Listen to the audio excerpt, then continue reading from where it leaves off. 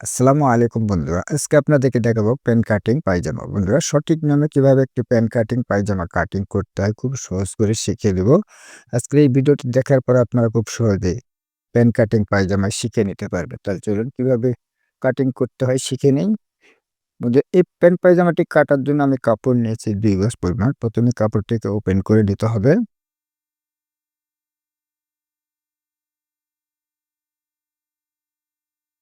এরকমভাবে কাপড়টিকে ওপেন করে নেওয়ার পর কাপড়ের ২ টি কোণা রয়েছে, ২ টি কোণা এক করে নিয়ে কাপড়টিকে এরকমভাবে ২ পার্ট করে নিতে হবে।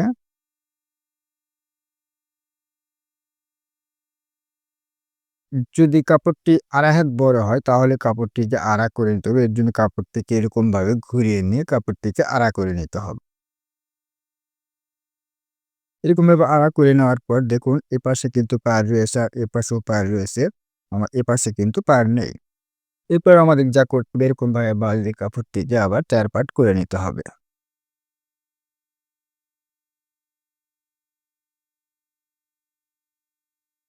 এরকমভাবে কাপড়টি হয়ে গেল ৪ পার্ট। ৪ পার্ট করে নেওয়ার পর দেখুন আটকানো পাশটা আমার সামনে রাখছি এবং খোলা পাশটা আমার বাইরে রাখছি এবং ২ পাশে কিন্তু আমাদের খোলা রয়েছে।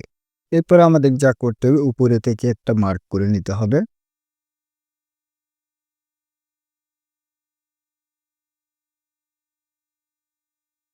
এরকম মার্কটি করে নেওয়ার পর এখন এলাস্টিকের জন্য আমাদের ২ ইঞ্চি কাপড় রাখতে হবে।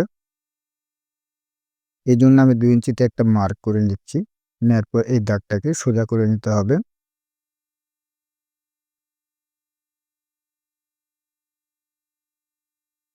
এরকমভাবে সোজা করে নেওয়ার পর এখন আমাদের যা করতে হবে ঝুলের মাপ নিই। ঝুলের মাপ নেওয়ার জন্য এই দাগ থেকে ফিতাটি রাখতে হবে। আমার এই পায়জামার ঝুল রয়েছে ৩৬ ইঞ্চি। আমি ৩৬ একটা মার্ক করে নিচ্ছি। প্যান্ট কাটিং পায়জামা নিচে কিন্তু আমাদের ৩ ইঞ্চি কাপড় রাখতে হবে। এর জন্য কিন্তু আমাদের ৩ ইঞ্চি কাপড় এখানে নেই। আমি কিভাবে নিতে হবে সেটাও আমি সুন্দর করে দেখিয়ে দেব।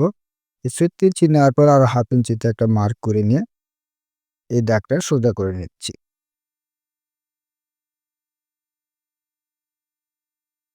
সোজা করে নেওয়ার পর এখন আমাদের যা করতে হবে, এখন আমাদের পায়জামার হাই নিতে হবে। আমার এই পায়জামার হাই রয়েছে ৩০ ইঞ্চি। তো ৩০ কে অর্ধেক করলে কত হয়? ১৫ ইঞ্চি। এখান থেকে আমাদের ১৫ ইঞ্চি নিয়ে নিতে হবে। নেয়ার পর এই দাগটা সোজা করে নিতে হবে।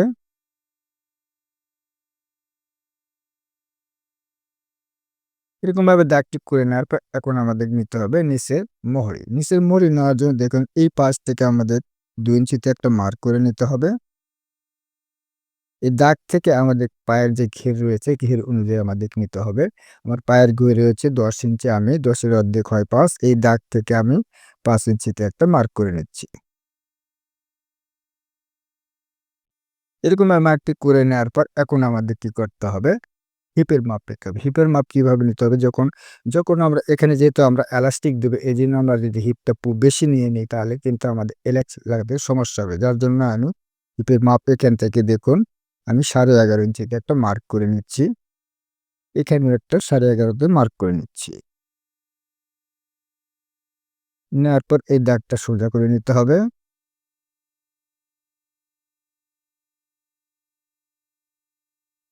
এরকমভাবে সোজা করে নেওয়ার পর এই দাগ থেকে আমাদের ২ ইঞ্চিতে একটা মার্ক করে নিতে হবে। ২ ইঞ্চিতে মার্ক করে নেওয়ার পর এখন রাউন্ড শেপটা করে নিতে হবে।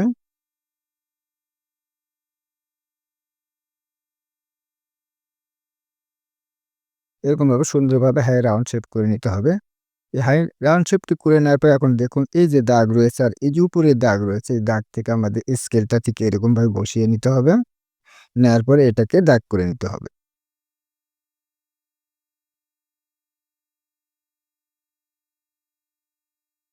এই দাগটি দিয়ে নেওয়ার পর এখন আমাদের সেলাই মার্জিনের জন্য আরো ১/২ ইঞ্চি কাপড় বেশি করে নিতে হবে। এর জন্য আমি ১/২ ইঞ্চিতে একটা মার্ক করে নিলাম। এখন দেখুন আমাদের ইনসাইডটা কিভাবে হবে? আমরা যদি এরকমভাবে স্কেল শেপ করে দেই তাহলে কিন্তু আমাদের এই জায়গাটা কিন্তু আমাদের লুজের পরিমাণটা বেশি হয়ে যাবে। পায়ের ঘিরের পরিমাণটা লুজ বেশি হয়ে যাবে। এর জন্য আমাদের যা করতে হবে হাতে একটু সুন্দর করে রাউন্ড করে নিতে হবে দেখুন।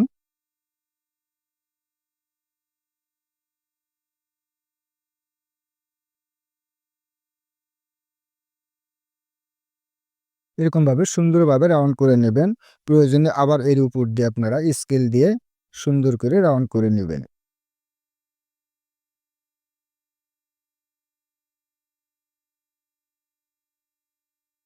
ঠিক এরকমভাবে দেখুন আমার চকের দাগটা কিন্তু বোঝা যাচ্ছে না।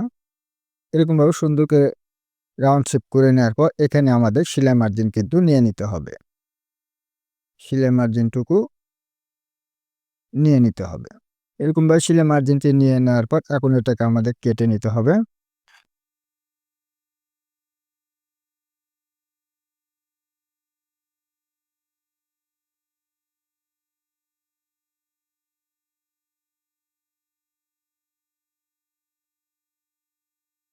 দেখুন এ পর্যায়ে কিন্তু আমি পট্টি ছাড়া আমি কিন্তু কেটে নিলাম। এখন আমাদের যা করতে হবে এটাকে উঠিয়ে নিতে হবে। উঠিয়ে নেওয়ার পর দেখুন এই যে কাপড়টা রয়ে গেল, এই কাপড়টাকে আমরা এরকমভাবে ডাবল একটা ভাঁজ করে নেব।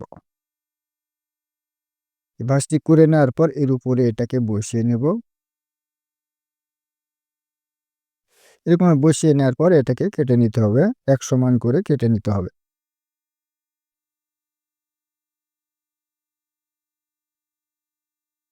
এখন এটা যখন আমরা সেলাই করব তখন এটাকে এরকমভাবে জয়েন দিয়ে নিতে হবে।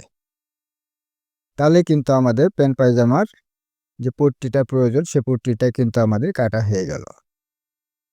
বন্ধুরা প্যান্ট কাটিং পায়জামা কিভাবে সঠিক নিয়মে কাটিং করতে হয় আমি খুব সহজ করে বুঝিয়ে দেওয়ার চেষ্টা করেছি। বন্ধুরা ভিডিওটি দেখার পর যদি এতটুকু ভালো লেগে থাকে তাহলে অবশ্যই ভিডিওতে একটা লাইক দিতে ভুলবেন না এবং চ্যানেলে নতুন হয়ে থাকলে চ্যানেলটিকে সাবস্ক্রাইব করে পাশে থাকা বেল বাটনটি অন করে দেবেন। বন্ধুরা ভিডিওটি আজ এ পর্যন্তই। সবাই ভালো থাকুন, সুস্থ থাকুন। আল্লাহ হাফেজ।